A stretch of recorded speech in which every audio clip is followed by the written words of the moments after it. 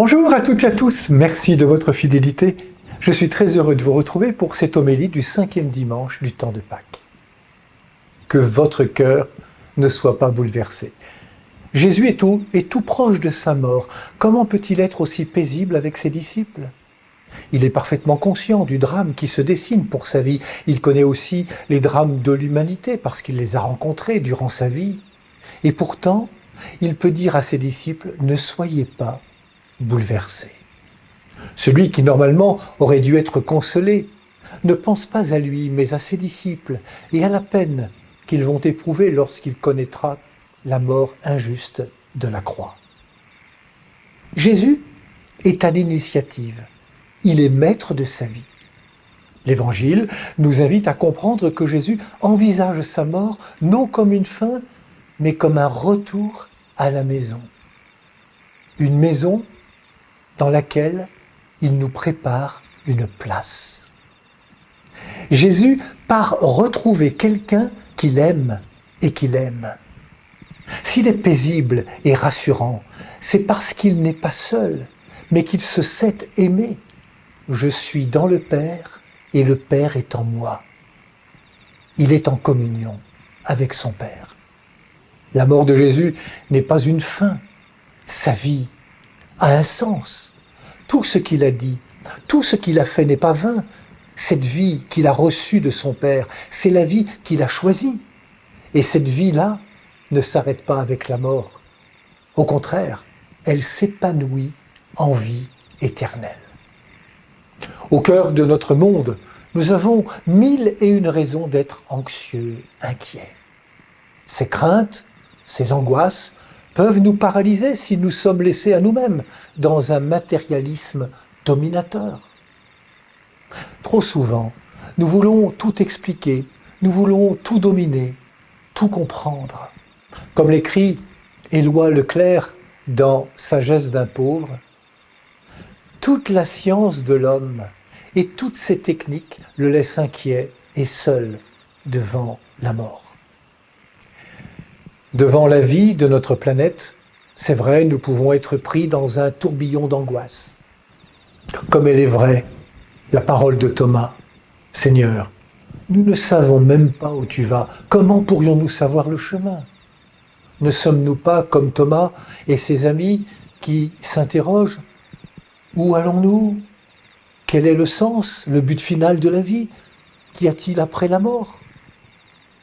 Comme le dit si justement Noël Caisson, le but de l'humain n'est pas dans l'humain, mais en Dieu.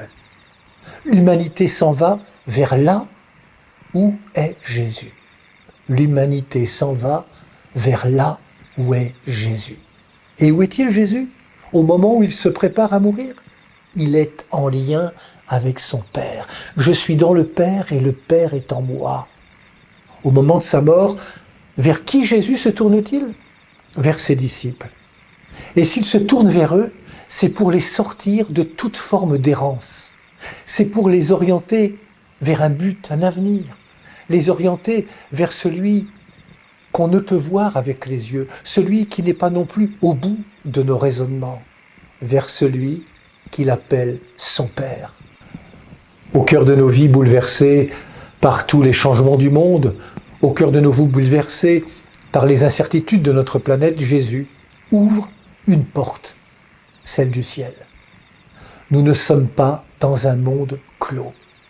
Nous pouvons être là où Jésus est, avec son Père, par la foi. Nous ne sommes pas faits que de chair et de sang, mais nous sommes toutes et tous des enfants du Père, habités du souffle de son esprit.